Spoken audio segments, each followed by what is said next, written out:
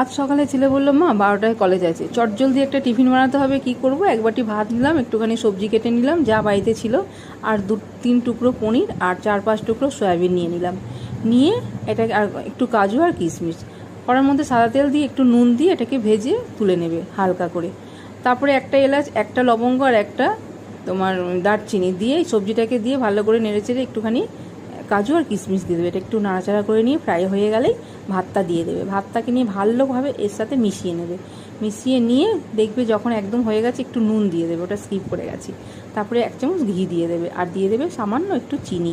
চিনি একটু তোমাদের টেস্ট অনুযায়ী, যে যেমন মিষ্টি খাও। আর এই দেখো কি দারুণ একটা টিফিন হয়ে গেল, হেলদি। তোমরা বাড়িতে তোমাদের বাচ্চাদের জন্য বা বড়দের জন্য সবার জন্য এরকম চটজলদি করে ফেলতে পারো। আজ তাহলে আসি, দেখা হচ্ছে আবার পরের ভিডিওতে।